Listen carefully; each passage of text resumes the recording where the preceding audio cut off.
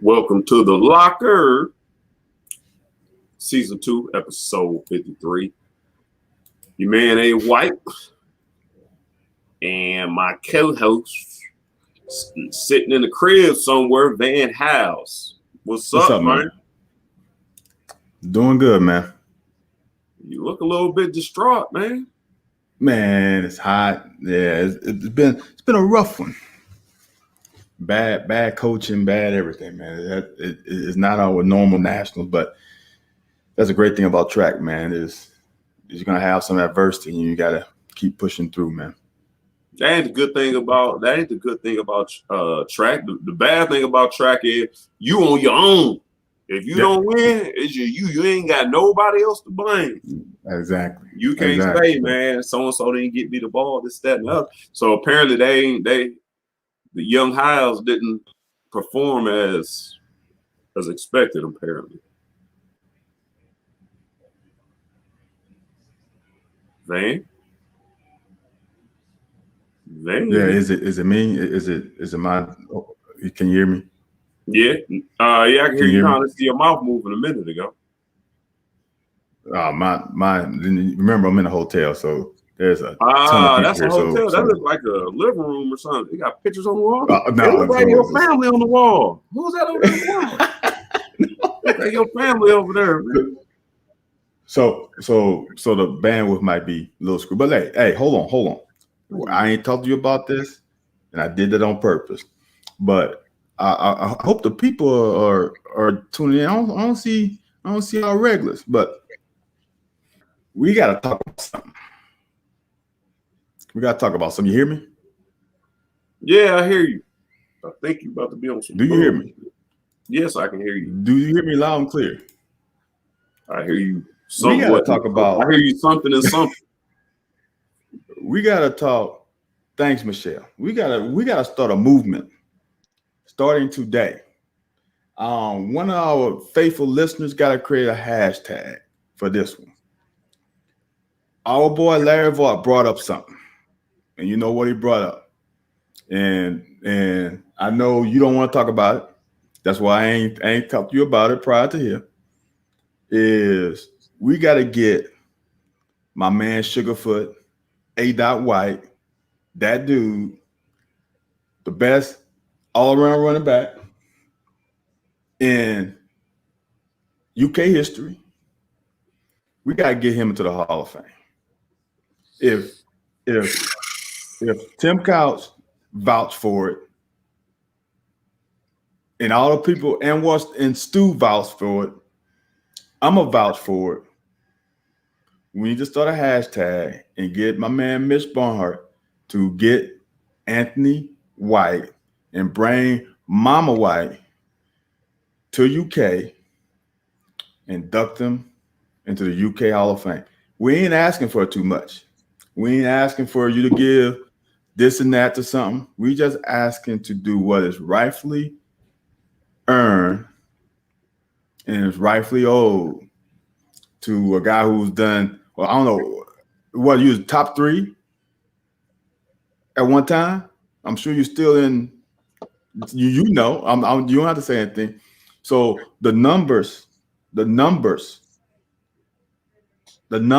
verify that Anthony White should be in the UK Hall of Fame. So we got to get him in there. And see, I don't know why I'm being like, why can't y'all do this and not tag me or put me in? Because here's the problem with my makeup. I was happy to have been a part of a system or a culture that brought excitement to the University of Kentucky. I was raised a Big Ten kid. All I knew was Herschel Walker, Emmitt Smith, Bo Jackson. I didn't even know who Mo Williams was. But so my point is this, though. Okay, maybe some people feel like it's due. Some people, Alex, I was just happy to be a part of it. I don't want to be in the fight of it because some people ain't gonna agree. You ain't in the fight. Huh? You ain't in the fight of it. No, if I'm tagged in it and it's right before me, I gotta have an opinion. No, whether I you're want to not in a present that or fighter. not. As we say, we got to throw flowers to our athletes while they're here. Don't wait till they're 60, 70, 80 and can't really appreciate it. You're still a young man. Let's give it to you now. So then you can really, truly appreciate it for the rest of your life, not for the last 10 years, 20 years of life. You can appreciate it for here on out. And I don't know what's the criteria. If it's UK Hall of Fame, it ain't got nothing to do with NFL Hall of Fame. So we're looking at just college stats. It ain't got nothing to do with your high school stats. We're looking at a period of time, your contribution to UK, and your contribution to UK from from my time until you guys took over was a shift, right? I don't care what, all you can say, the culture and the excitement to UK football, you were part of that, and a major part of that, not just a little part of that. If you put Craig Yeast on it, major part. You put Tim Couch on it, huge major part. You was also that next one. Yep. So how can they not have you in there when running game, passing game? If you didn't have you as an option offense, the offense isn't as good. And that's, and everybody, Coach Franklin said that even. So if Coach Franklin's gonna say it, come on. Well, I appreciate that, man. Like I said, if it does just somehow happen, if it does just somehow happen, you know, I'm gonna wild out all month. We gonna wild out, man. You got to come back in town. Oh yeah, we gonna come on now. I can't miss that one, huh? I can't miss that one. Come on, I'll make whatever happen to get to that one. Come on, man. My high school, there's people from high school been contacting me saying, "Hey man, when you getting to the Hall of Fame?" I say, "Hey man, don't call me. I don't know nothing about it. I have no idea." I said, Larry Vaught asked me one day why I'm not in the Hall of Fame. Like he asked me, it's kind of like, "Have you been to Walmart lately?" Like it's just, that ain't just something you do on a daily basis. You don't just get in the Hall of Fame. Just on a, just kind of, bang, you know what? I'm gonna go to the Hall of Fame today. So I was like, it was messed up though. Like I said, he contacted me after all this media stuff was going down and apologized. Like, I didn't want you to say, he did the same shit you did. Man, I didn't want you to know. I knew you wouldn't be supportive of the whole idea, but it had to be done. So I'm just kind of like, man. Now, like I say, I gotta field the calls. I gotta represent myself in front of people, telling them, I don't know. Like I don't know how the thing goes. That's something I didn't expect. I don't anticipate. It may, and if it does, man, this be one of the few times I'm caught off guard, because I'm usually prepared. This be one of the few times I'm caught off guard, and I don't know how I'm gonna respond. Well, no, this ain't one of the few times. Finding out I was gonna start against Alabama was another time I was caught off guard. But yeah, you see how that turned out. I mean, I think everybody understands that you don't get into football, sports. That's sports in general. You're not doing it to become a part of a Hall of Fame. That's the last thing on your mind as an 18, 17-year-old kid. But when you put in the time, you put in the effort, the results are what they are. It is what it is. There is, how can you deny it? It'd have been something if I don't know. I don't want to. I'm not gonna be on this end. We're gonna be on this end. It's the numbers prove it, and how they do things like, well, when such and such was playing, he was top 3 in the league. Right? When he was playing, he was top 2 in the league. Now he slid to number 20-something. But when you were one of, like when they say, if you're one of the best in your era, how can you not be in the Hall of Fame? When you're the best. The game has changed. Running backs now should get tons of yards, right? Because the game has changed. When we played and when you played after me, the game was 3 yards in a cloud of dust. It's different now. So we'll see, man. It kind of feels like I'm not gonna say I don't say it's the same thing, but it just kind of reminds me to what you're saying. It kind of reminds me of when I was trying to push for Damani Dawson. The guy revolutionized the position of center. Like you are getting outside, you are snapping the ball, pulling, doing stuff that the offensive lineman wouldn't do. So when you revolutionized the position, especially in the NFL, I thought that he would. But like I said, I don't know the format or how do you get yourself into one of those positions. Van has seemed to have went off, so we're gonna do this. Our thing was coming up to talk about the you back. Yeah, man. Look, this bandwidth is killing me. All We're all good though. I got your back like chiropractic. But so I appreciate the gesture, man.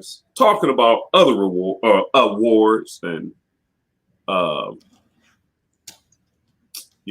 standout talent. I'm looking at the I follow the Olympics at times.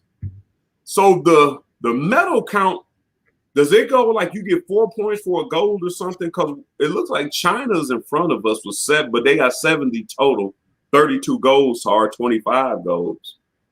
And we have a total of 79. My question kind of is, though, ain't my question, but China has 32 golds. United States have 25 golds. How many of those have Kentucky ties, man? Like I'm sure you made Kentucky ties. Now, 25 golds in America. I'm gonna check. Yeah, 25 golds in America. See, here's the thing. Now all the Kentucky golds or medals competed for USA.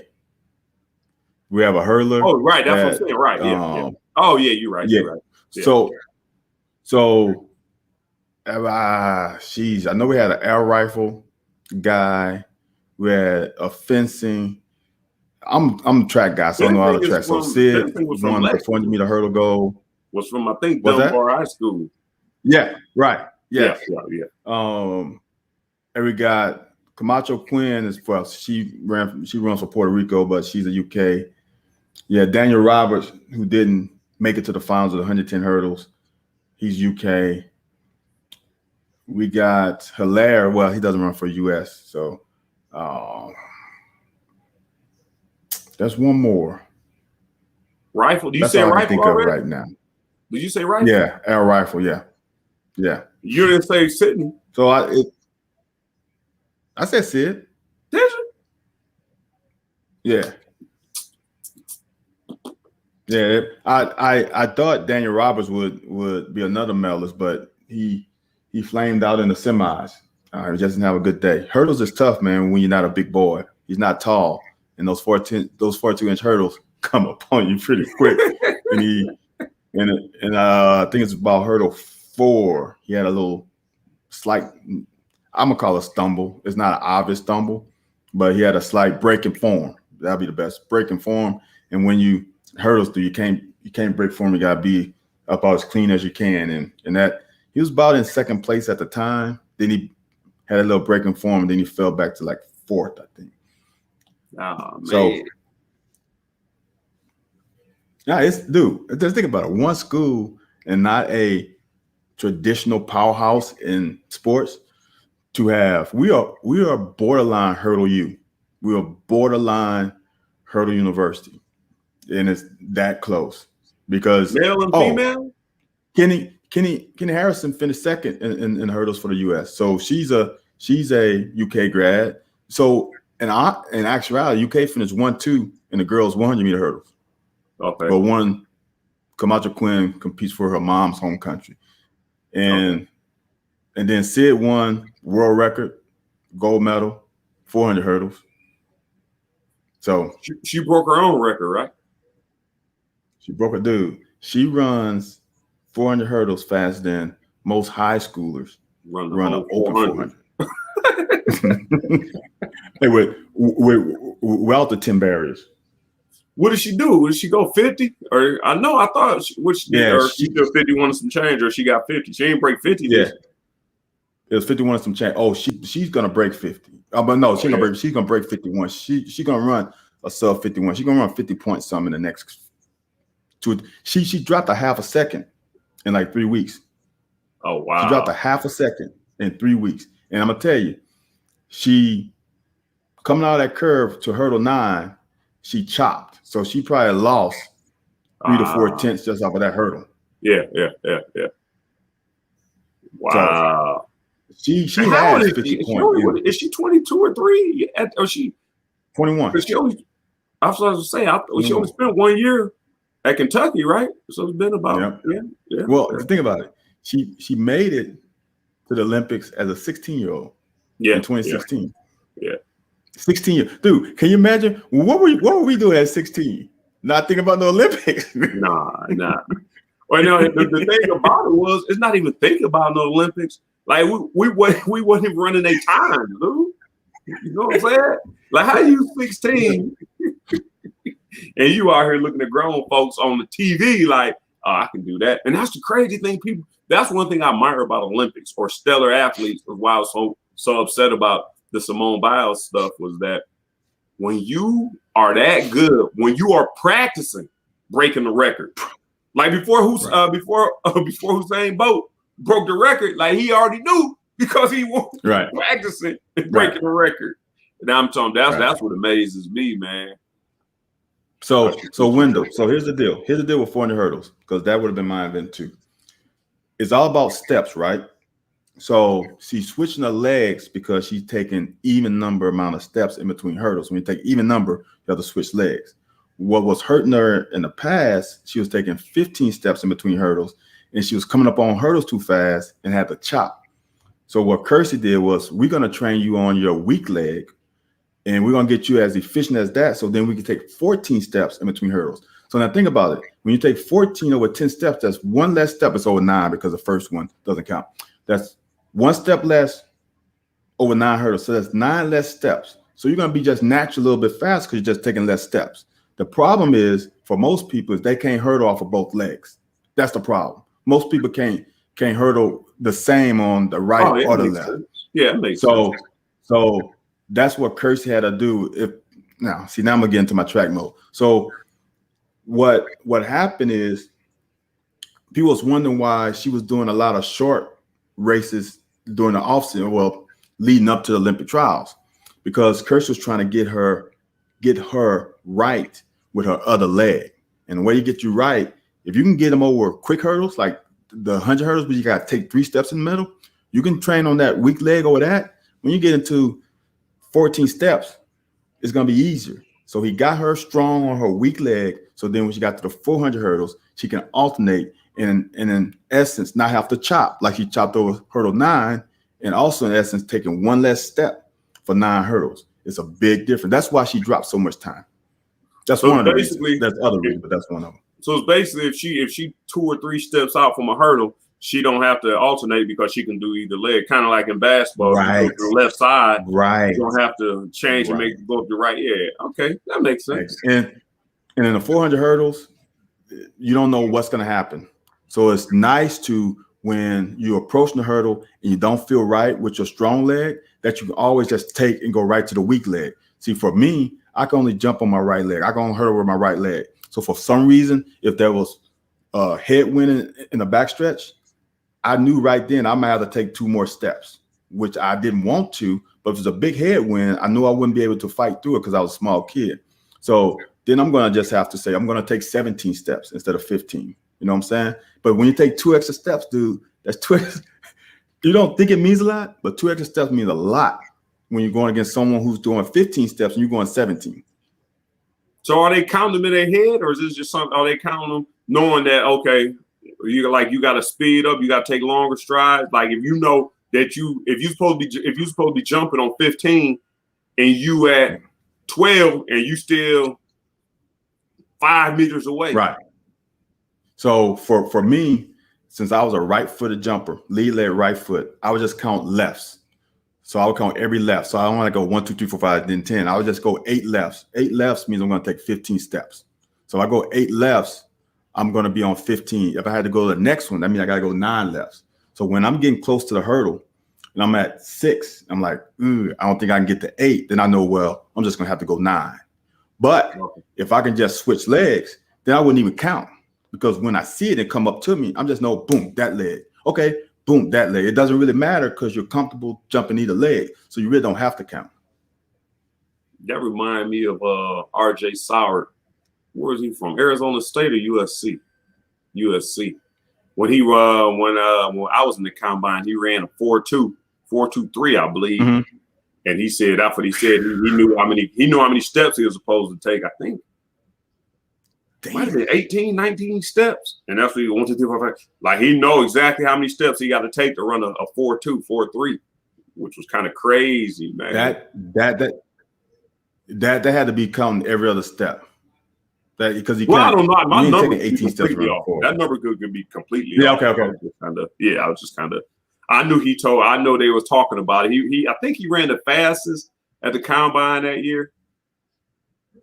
I think before he got 4.2, dude. Huh? Oh yeah. 4.2 But he, you know, we both kind of think like, man, I wasn't in spaces, JD. Unless Anthony jumped in as me. Hey man, don't worry about that, man. Don't even worry about it. But yeah, man. Like I said, he ran up. So here's the last one. So the reason why now I didn't run in college, obviously, because I was playing football.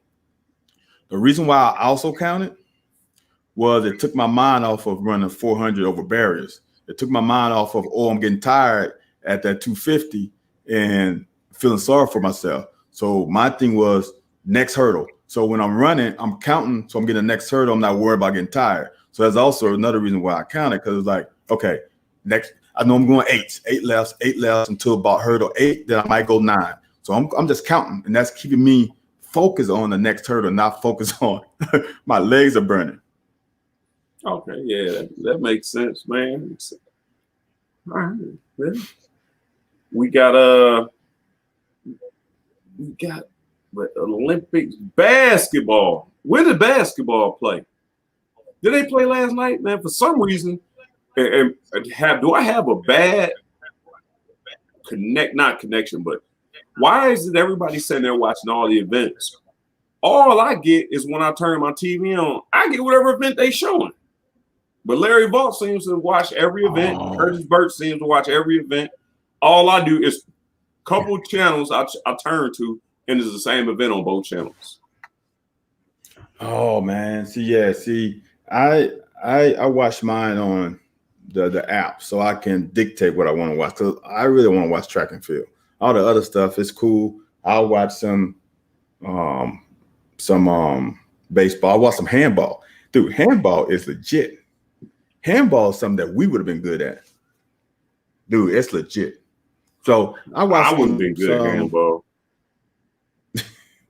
You would have been good. Look, think of soccer and basketball with the ability to sub out like hockey, but you're throwing a ball into a net. Think of basketball a little pick and roll, a little bit. They don't do it quite pick and roll, but just think about plays around the 3-point line. Think of dribble handoffs. You know, dribble handoff. Yeah. But how do you move the ball? Shooting from long range. Huh? How do you move the ball? Like how do you move the ball from position to position in handball? So you can take 3 steps, then you have to dribble. Put it on the ground. And then you just pass it. Yeah, you gotta put it on the ground. So 3 steps, put the ball on the ground. 3 steps, put the ball on the ground. And the ball is about the size of a tennis ball. Right? It's about a little bit smaller than a volleyball. Oh, okay. All right. Oh yeah, you can palm it easy. You can palm it for some reason. Yeah, the ball's small. I thought it was smaller now. I thought it was like down around tennis ball size. That's why I was like, man, it'd be hard to control. No, it's not quite that, man. Oh, okay. Yeah, no, it's not quite that small. It's bigger than a tennis ball.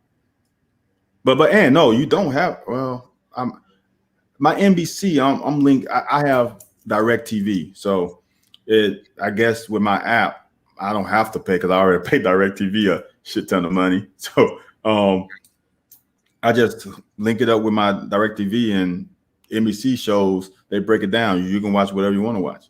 Now there's certain ones where you got to go to Peacock. Right? Now that one you have to pay for. But I already got Peacock because I can't watch the Diamond League track events without it. So the Olympics are on 24 hours a day in America? Or is it just only like really when we up? Like when you wake up first thing in the morning, it's already on because it's evening there. And then if you it's up on one of the channels. It's up on one of the channels because remember it's 13-hour difference between Tokyo and East Coast. So when it's your night, it's their morning. But I'm saying it's on all the time. I gotta check my hookup to see if I can find it. Because when I watch on the local channel, I watch on ABC or it was ABC and Fox. NBC. ABC and NBC. NBC. It's on NBC. It's on USA Network, CNNBC. It's on the NBC family. I know USA. Okay. But listen, the best way to watch it is online. NBCsports.com. That's the best way to watch it. I'll try and catch it out. I'll try and catch it on there, man. We had the halfway break. We give a shout out to La Terrain Watch. La Terrain Company, stylish, collectible, or not collectible, stylish. They have a stylish collection of fashion, watch, accessories, and things like that. Go to laterrain.com, put in the code SMST, the acronym for Sunday Morning Sports Talk. Save yourself 10%. That's la-terrain.com. Go over there. Check out the timepieces and fashion accessories. Back to the subject. So, UK Fan Day and Media Day are coming up this weekend, Friday and Saturday. Okay. Word on the block is that UK, there's going to be barriers between the fans and the players, so really ain't going to be no autographs being gotten. I don't know exactly what the protocol is or how it's going to be ran. Mm-hmm. And I've seen people on social media, they were respectfully declining the invitation or respectfully discussing their displeasure and dismay with the whole situation. Are you going to Fan Day if you can't touch the fans? If you can't touch the players or get a hugging picture or have them hold the baby or get some autograph, are you going to Fan Day? That's a good one, man. Now, just think about this, though. Man, I got a lot of angles just went through my head just now. Think about this. I'm going to go with this one. As a fan, wouldn't you be a little understanding because you want your players to play next year and not have to go through COVID protocol? If you got, you know how many people come to Fan Day? You got 5,000+. So one, all it takes is one. So that's one. The second thing is some of these fans don't get a chance to come to Commonwealth on game day anyway. So this is a chance for them to come inside Commonwealth, enjoy the experience, their favorite players play. Now, I just don't have the ability to get an autograph. I understand that's some of the problem, but you also get a chance to see your favorite player up close instead of on TV like you normally see. So that's another option. I think that the program should do something. Have all the guys like back in the day sign something, sign all posters, and the first 100 get through, get all the offensive autographs, get all the defensive autographs, whatever, and you just hand it out as the kids coming through. That could be something. So instead of them standing in line and all that stuff, so it's unfortunate that you can't ask your player, but at least you get the autograph. That could be done. There could be stuff. Has the CDC concluded that touching can pass the the COVID or whatever this new variant is? Have they concluded that touching? Because if that's the case, they can sign the pictures and have something and slide it underneath the thing. You don't have to be. Yeah, that's true too. No, that's a good point. But I don't know, because like I said, all the rules that they keep making seem to change as convenience comes along. So you could have a booth. Yes, you can do that, and you don't have to exchange. They don't even have to touch. You have your poster, right? You pass it down the line. And they can at least talk to you, and then you just have a barrier between you and the fans. So there is a barrier there. That makes sense though, because there is a barrier. You got a long poster. You put the poster half of it down there where he's at, and they sign it. Like you can still be damn near 3 or 4 feet away. Yeah, and still have that interaction, that talk. Like, man, I appreciate you coming. Thank you. Yeah, whatever the laugh thing. I like how you ran over such and such against Alabama. You made that catch against Louisville or whatever. Yes, you can still have that banter, but you just can't touch. I'm curious to see how it's going to go, man. I'm debating whether I'm actually going to go to one of them, both of them, or none of them, because I don't know what the media thing is going to be like. I'm such a small peanut in the media game, man. I don't get that. I remember I asked a question one time. Man, Dick Gabriel, I'm like, hey, man, you asked the question. I'm like, shit. I mean, but I want to ask personal questions. Who did I ask? Oh, I asked Eddie Grant if he gave 2 years ago. I asked him if he gave the receivers something to work on in the offseason, and what was that, and how does he feel they developed in the spring with the assignments he gave them? And he kind of gave me I guess I kind of learned what they learned. They give you kind of a generic answer. Yeah, we had them work on, catching the ball and running around. Like, I don't know. I just, tell them I would assume there'd be more. I want you to be more physical. I want you guys to, run stronger routes, work on your break. But then again, I guess they used to talking to just media who may not really understand what you do at the top of your route. You know what I mean? Stemming. Like you said, the big, like we always talk about here, just kind of being physical. Like people, it don't mean physical like beating them up off the line. No, it means when you about to break on a route, you gotta be strong enough to not let them push you off balance, chop your steps, or make you break your route off short. So that's kind of boy, now you got me excited. You talking about stems and releases and top of the route. Oh my goodness. Look, I wish we had some receivers on here. People used to get mad at me because top of the route, I'm sitting. Yeah. Like, oh, you sitting on everything. No, I just know what the top of the route's gonna be. It's standard, brother. I know what people still mad at me about that. Top of the route, like you said, if you can't handle a physical corner at the top of the route, it messes everything up. It's done. Timing is off. If you got, like I said, if you get around that 7, if you get around that 5 to 7 yard area, boy, at that point you gotta beat them better. Now, if you got some piano feet, you may be able to come off like you going straight fade, and after 7 yards still sell it. But once you get to 7, you doing something. Even if you try to, that 7 to 10 yard range, 7 to 12 yard range, still only 2 steps for a DB. So if you decide to break it off, that's why you always say you don't like somebody who got speed. Because if you sit on that boy, you get to that 10-yard mark and he ain't breaking down, you playing some catch up. See, look, and Coach Smith used to get mad at me sometimes because Coach Smith wanted us to line up at 7 yards. But he gave us freedom. He gave us a freedom a little bit. So what I did with receivers and messed them up is they see me at 7. No, eventually the receivers got to look in at the ball, right? So I would go back to 9. And I would take a couple back pedals, and they think they're closing my cushion. But no, I'm sitting on that 10-yard route.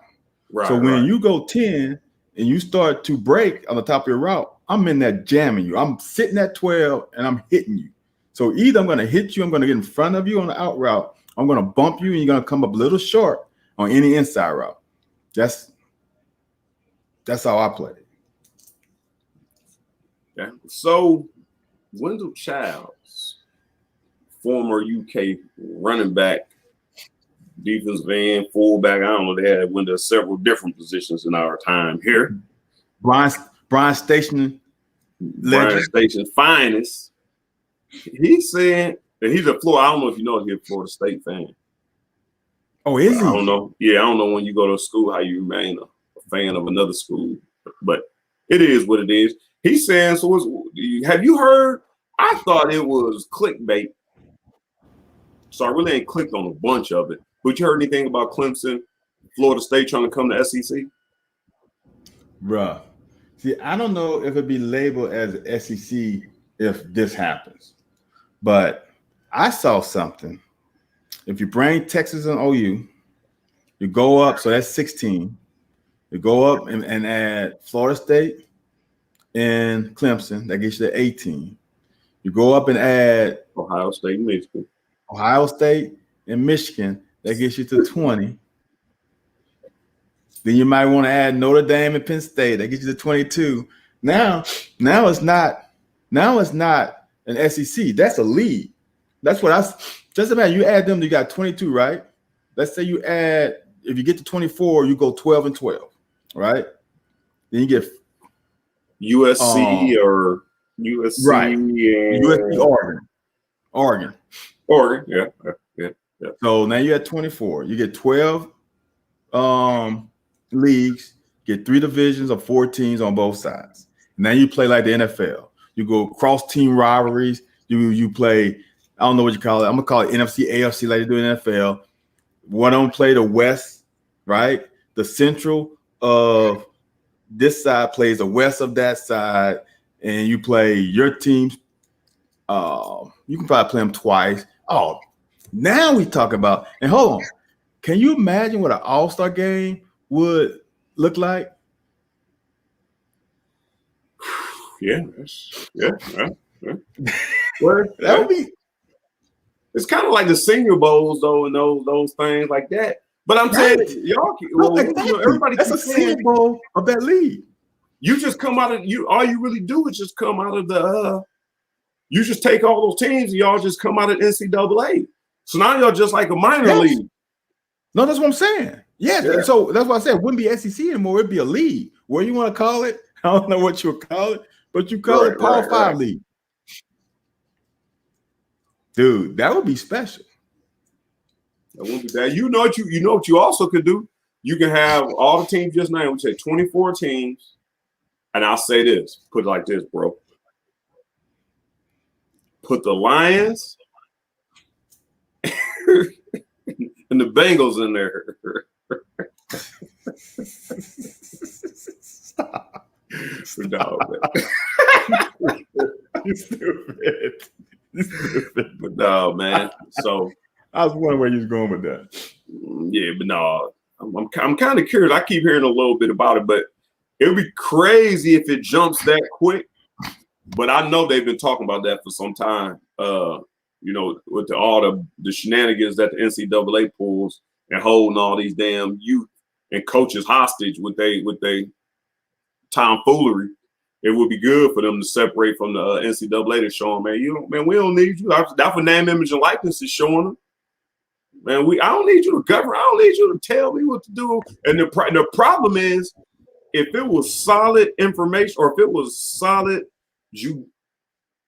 judicially ran where everybody, hey, black and white, you do this, this happens. You do this, this happens. If it was like that, that would be a good deal. But now that it's not, so it's kind of like, man, why would you want you? I ain't even gonna say what I want to say. It's kind of like, why are you governing it? You taking it case by case. So sometimes people get a short end of the stick, and they don't know why. So why do I want you to operate? It's kind of like being. Some people say like being black in America. If this is the law and the law says this, then this is supposed to happen. Right. No, I feel you. I just know. Let's think about this: how much money? Because all these moves are money moves, right? Oh, you Oh yeah, coming? Oh, your tech coming is a money move, right? right. And so imagine all the funds you can create if you cut off the middleman. Because NCAA is the middleman. NCAA is the middleman between you and media. It's between you and sponsorship. It's between you and everything. Cut out the middleman. See, just imagine if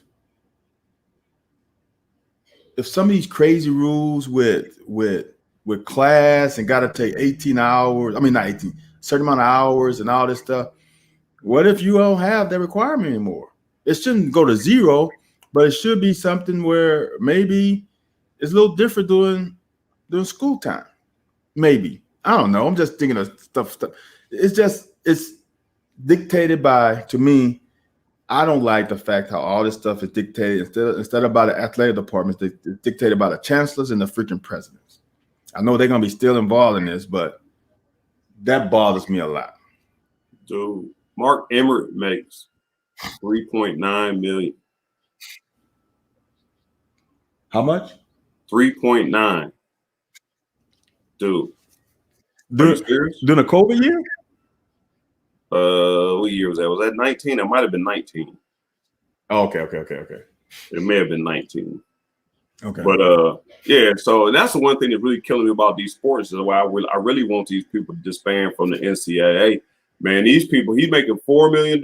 I like I said, Nick about to make what, 10? Somewhere around there. Yeah. Nick about to make about 10 a year, which is fine with me. Yeah.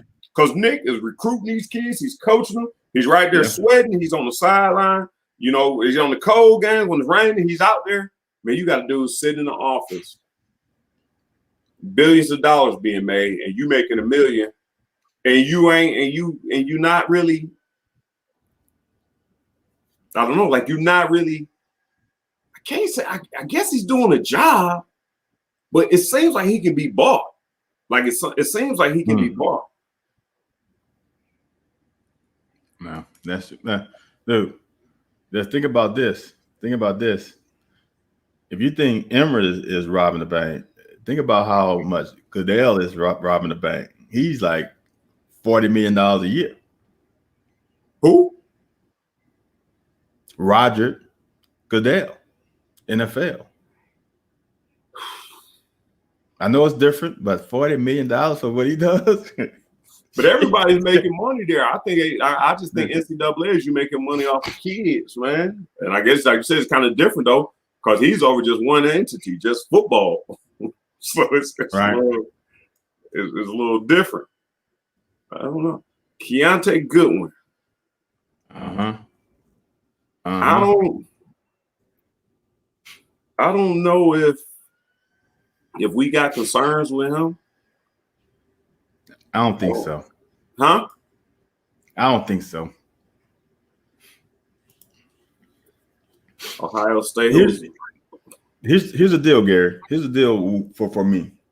And this is why I don't like how this stuff goes down now. Is that these kids commit so early, right? Before taking all their official visits. And when we were growing up, you took all your official visits. Dude, it was time to get out of the crib, get out of the state, and go to somewhere different, meet some new people, if you know what I mean. So this was your chance to experience life outside of your little cocoon or wherever you live from, wherever you was from. So I knew where I was going. I still took 2 visits. No one knew, but I knew. Now everything is so, you broadcast stuff, I commit to blah, blah, blah. And it's just too early. So then when a kid says, I want to take my trip to Michigan State, now becomes, why are you doing that? Because you just committed to UK. Why are you going to trip to another school when you just committed? Because I'm 18, 17 years old, and I want to see some other campuses. That don't mean I'm not still solid. That don't mean I am solid. But there's some people who take them and want to hear stuff and might get stuff that they want. Extra young oak. Trying to sell them young oak. Bless you. They trying to sow them young oats while y'all going to the other schools. I don't think Goodwin is I don't think he's gonna have an issue. One thing is I know in my recruiting process, I was Michigan first, Ohio State second. Now that didn't work out because apparently if you tell your coaches your game plan, they gonna tell somebody else your game plan. So unless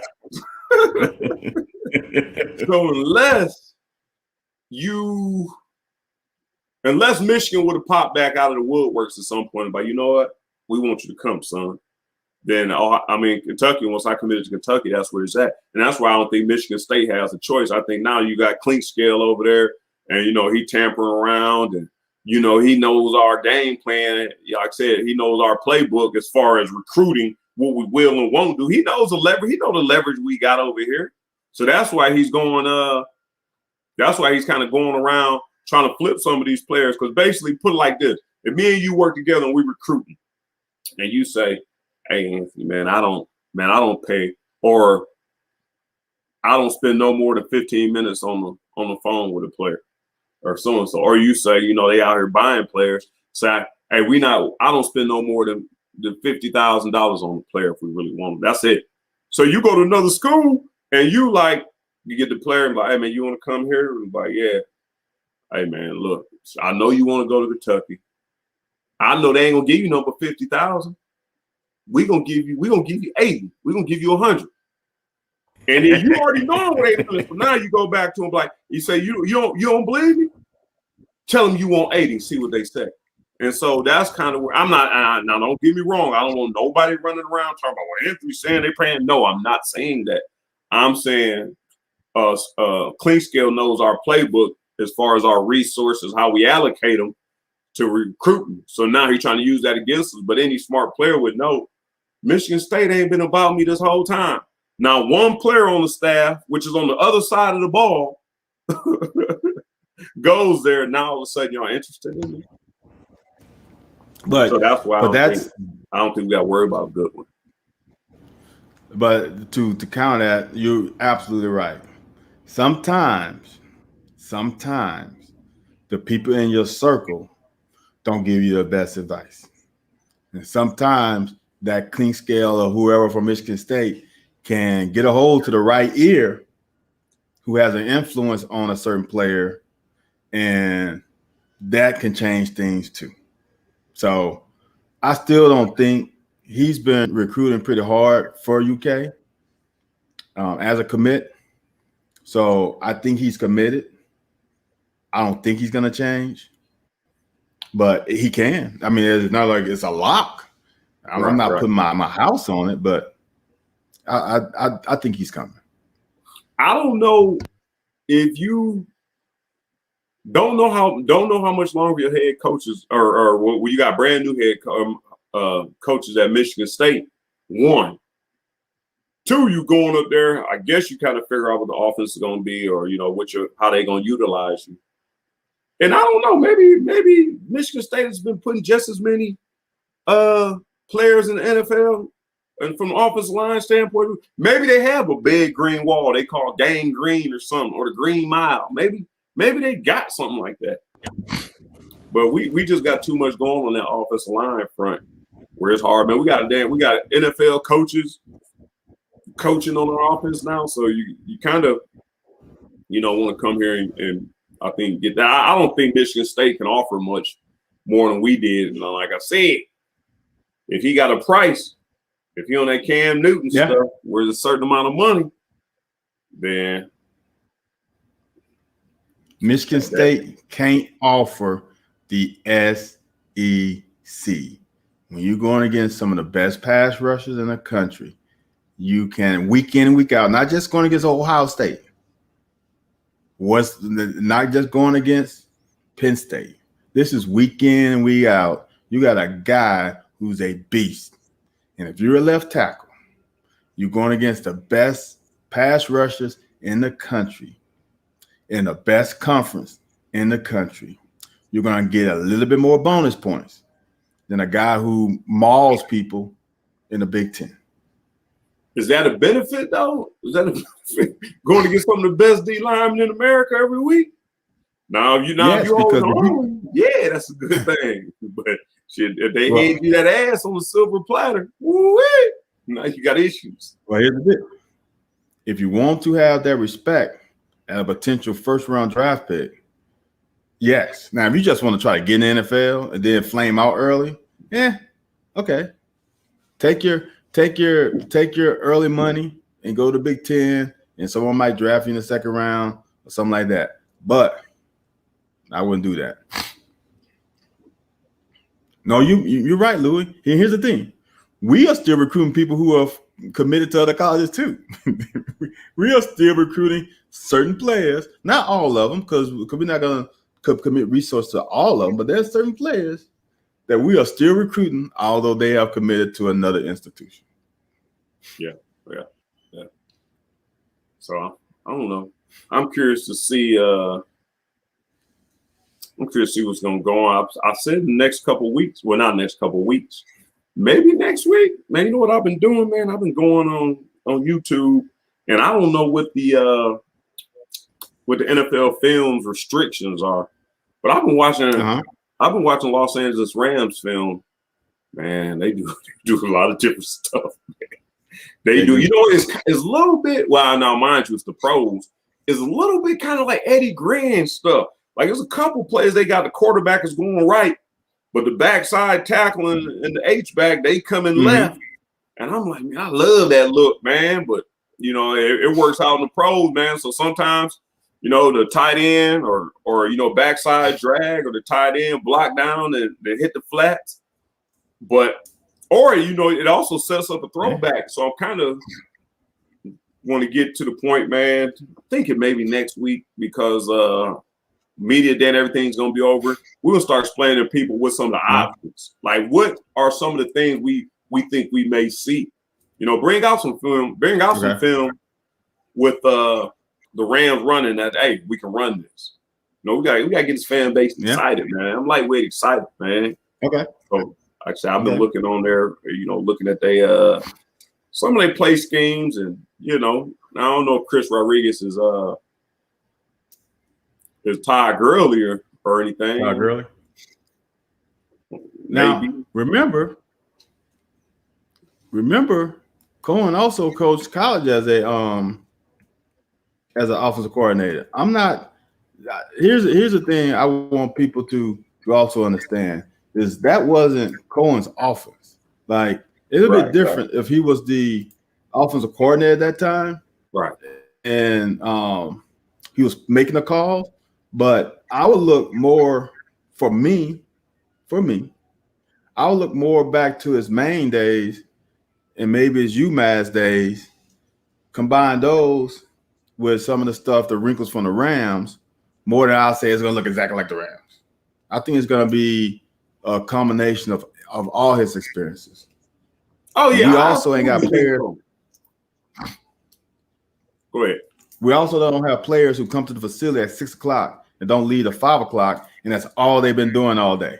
You can't run some of these concepts when you're not practicing as much as they do. Yeah, that's true. That is true. That's true. I just assume, like you said, he found some staples and philosophies. I don't know if philosophies are that strong at Maine and some of the other places he's been. I don't know if the philosophies are that strong. I don't know if you have the athletes really to run that stuff. I mean, like I said, in the NFL, you got Todd Gurley. I don't know who the other players he's coached at the college level, but I do agree with you. I think he kind of used some of the schemes and philosophies he used or he found in other places, but I don't know. I just feel like looking at the Rams stuff he's better because I think he might have grown a better understanding for it. But like you said, I think he really has to run what's comfortable for him. Right. He has some. I guarantee you, he brought some concepts from Maine to what's his name at the Rams? God, I can't think of the guy's name now. What's the head coach's name? Sean McVay. I'm sure he brought some of those concepts to him. Like, hey, when I was at Maine, I love running this concept. Maybe not the exact same play, just a concept. And I think he has some foundational concepts that he likes that's probably a little bit different from Sean. And he's taking some stuff. Sean probably showed him some stuff that he likes as concepts that he's gonna steal from them. I just don't like. I don't want people to say, "Oh, let me go put on a Rams game," and they better run them same plays because it ain't gonna happen. Why ain't we running that play that the Rams ran against Seattle in October? Well, it's a different kind of athlete, different plays, different mindsets, different time, all that stuff. There's a lot that goes into this stuff. Yeah, I'm kind of curious. Here's another thing that came up. We talked about it last week. It's funny, man. We've been talking about this a few times on the show, man. So I keep wanting to say Reagan Upshaw, man. He played with his son with the Raiders. Gene Upshaw's son, Keaton Upshaw. So I talked to Coach Oviatt, who coached Trayvon Morgan, and he's wondering if Trayvon Morgan might not, because he was a 205, 210 receiver in high school. Get him up to 230. Was he about 6'4"? Is he bigger than 6'4"? I think he's like 6'6". Yeah, I think he's taller than 6'4". Yeah, put a little bit of weight on him. Help out with that because Keaton was going. I think they wanted to use him to stretch the field a little bit and do a couple different things. So, but one thing they were asking about Dingle, the freshman coming in, and you and I both know, I think he could possibly do some things, but you don't want him in the trenches. Man, not as no freshman in the SEC. And that's why I'm thinking Morgan at least has some college experience. I'm on that college level, put some grown man strength on, a little bit more college strength on him. Hey, that might not be a bad option to move him to the T-Izzle for a minute. He's 6'6". Dang. Oh yeah. Yeah. So he can see, to me, 6'6" scares me as an outside receiver because good corners will be able to get up under him. A good corner, it's gonna be hard for him to get off the line of scrimmage. Because I'm just saying, I've never seen him play. He's probably not as quick as a yeast off the line of scrimmage. So you got a lot of surface area to make contact with. So I'm just gonna estimate, unless he's a burner like Randy Moss. If he's not a 4.3 burner, I'm gonna get up in his grill because I got a lot of surface to hit. If I miss, I should miss on him if I'm jamming him. Or get to, like I said, I don't know if get them hands off of you. If his arm's long enough and he coming off and boom, like I said, his arm's so damn long, you should get your hand. He slapped them boys down. I don't know. Like you said, you gotta kind of know what you're doing. But man, we got some good problems. All the problems we have at the University of Kentucky, especially on offense, all the problems we have are good problems. At this point, it remains to be seen what's going to happen on Saturdays when the lights come on or the sunlight's showing. But we don't know who the quarterback is, but I think we got at least two good viable options. I mean, we don't know who the running back ain't really a huge thing. They're trying to find out where we going to put Rosenthal, where we going to put this person, that person. That's a good problem because all these dudes can play. We just want to find out where we going to put them, man. We got so many talented receivers. Who's going to play? Who's going to help Wandale out? And that's one thing that kind of really irritates me a little bit because I've been in that situation before, is that Josh Ali been here and Epps is coming back. Now you got a new guy coming in. They saying who's going to help Robinson. Nah, I mean, if I'm Josh Ali, right? Yeah, Robinson gonna ball out, man. I'm glad to have him as my Robin. I'm still Batman, I mean. Well, that's up to two people. Well, I guess everybody. Run your down routes right, get your ass open, you get the ball thrown to you. Then it's up to Cohen to devise concepts that can put a mismatch and get them open. Yeah. Then it lasts up to the quarterback to see the mismatch, to see the options, and throw it to the right guy. we shouldn't be throwing the ball all the time to any one of them. Yeah. We just shouldn't. You hear that, Get your butt Craig open. Yeast? What's that? I'm making sure Craig Yeast hear you. Get Go ahead, man. your butt open. Get your butt open. You will get the ball. And that's how it should be. All right, man. Well, we're gonna have fan day and media day, man. Next week, we know we're gonna hold off another week for some suggestions for what we think Liam Cohen's offense is gonna look like. We're gonna hold off another week. We're gonna talk about fan day and media day. See what some of these comments look like. Maybe we can decipher and break down, weed through all the muck, and see exactly what's really being said. All right, so hey, man, appreciate all the support we've been getting, man. Still go over YouTube. I know we have changed the date from Tuesday and Thursday to Wednesday. We give y'all 1 day a week. And thanks for following us over here. Go on over to YouTube, man. Subscribe, like, share, comment. Yes, indeed. Try and get our numbers up, man. We appreciate y'all for doing what y'all normally do. We appreciate y'all for tuning in. Yeah, man. Hey, man, next time when you get a hotel room, make sure they don't have pictures of your family on the wall. They look like pictures of your family on the wall. All right, man. I'll see you Wednesday. Later.